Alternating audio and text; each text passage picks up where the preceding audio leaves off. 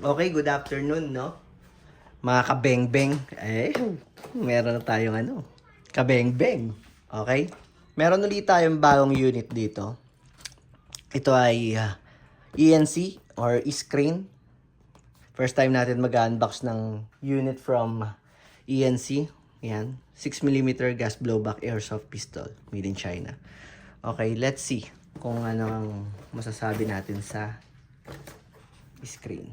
So, pagbukas mo, meron siyang manual.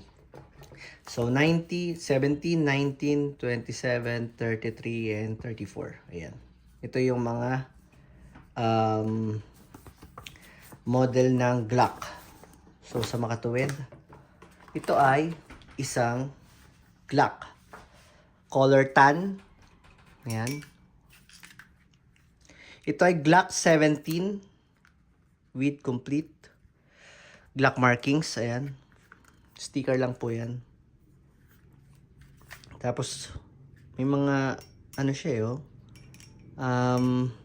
electric tape. Kasi yung ENC, hindi naman siya fully verified na license ng Glock.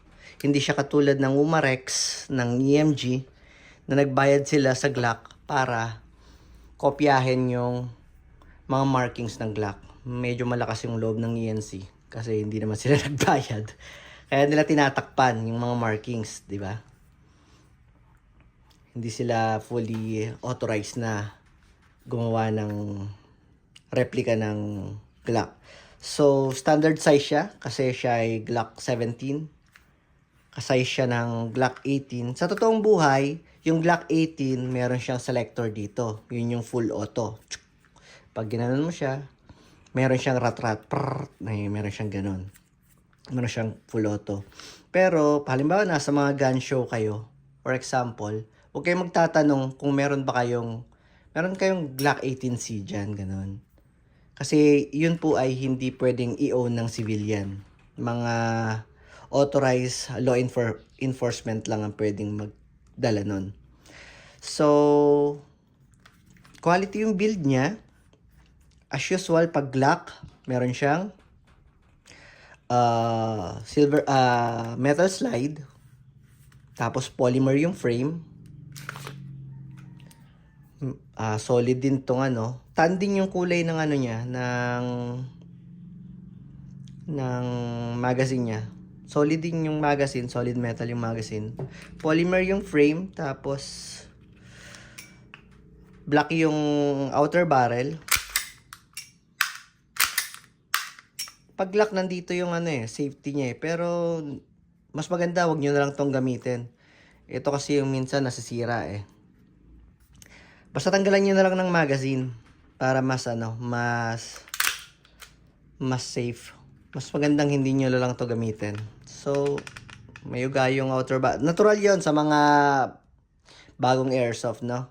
Hindi pa siya naka-fix sa outer barrel. May mga nabibiling pang-upgrade para maging fixed outer barrel siya. Fixed barrel, So, meron siyang U-sights na color white, tapos white dot sight doon. Hindi ko alam kung fiber optic siya. Parang hindi naman. Okay. Complete Glock markings. Natin. Ano pa bang meron? Ba't siya may ganito sa box? Walang laman. Meron siyang silica gel. At saka ano to? Okay. Ito ay, kung tawagin, ay backstrap or grip extender. Ayan. Meron siyang extra dalawang grip extender at saka pin. Ayun. So, paano to gamitin? Kung naliliitan kayo sa grip nyo, pwede mo siyang isalpak dyan. Yan. Tatanggalin nyo lang muna yung pin dyan, tapos papalitan nyo ito ng mas mahabang pin para yun yung magiging lock niya dito.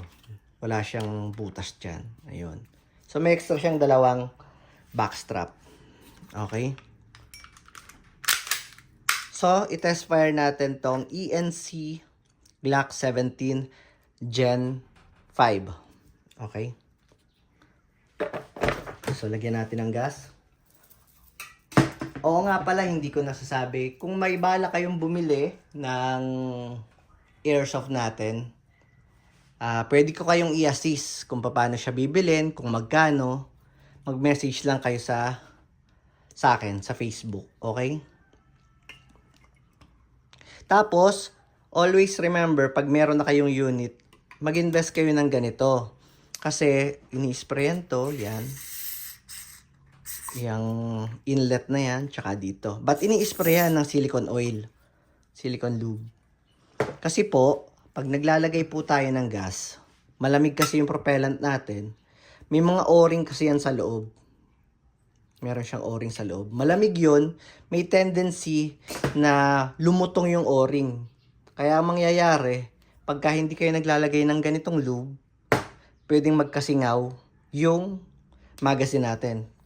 So, bibili pa kayo ng bagong o-ring o kaya bibili pa kayo ng bagong inlet para lang magamit nyo to. Ang mahal ng isang magazine, nasa 1.6, ganyan.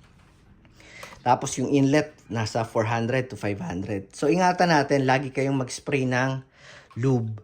Tapos, dito rin.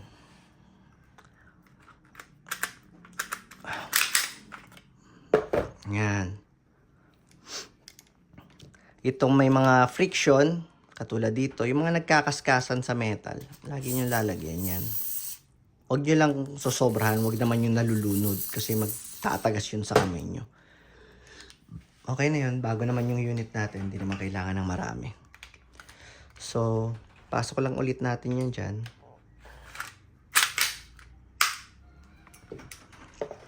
Lagay tayo ng gas.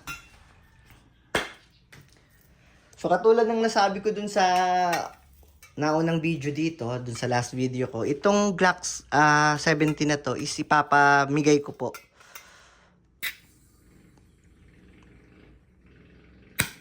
Dun sa magko-comment ng first comment na magsasabi ng mine. Ibibigay ko po ito sa inyo. Okay?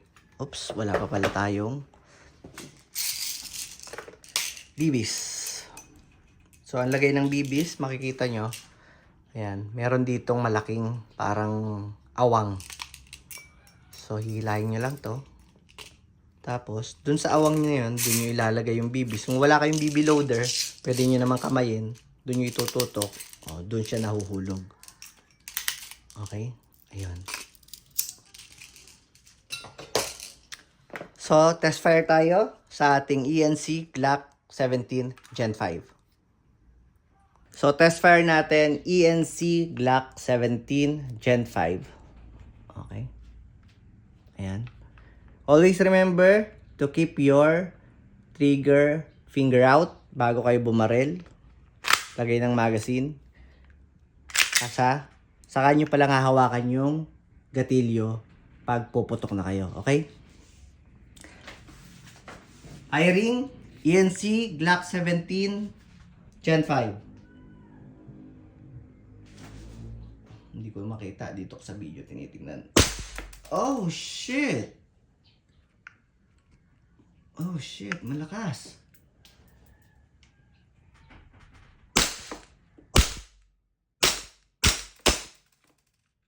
So, mag-open slide siya pag tapos na. Pag ubos na yung bala. Always release your magazine pag tapos na kayong gumamit. Tapos, sa mga video nating nauna, hindi ko to na-explain. Ito kasing slide na to, slide lock na to. Napupudpud yan. Inuubos niya yung slide na yan. So dati, ang ginagawa ko sa nauna kong video, binababa ko lang to. Mas magandang gawin nyo kasi binababa ko lang to para mas mabilis kong mapakita sa inyo sa video.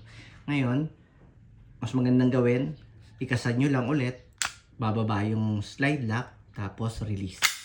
Then, press the trigger by pressing the hammer by pressing the trigger, okay? Ayun lang. Maraming salamat. Thank you.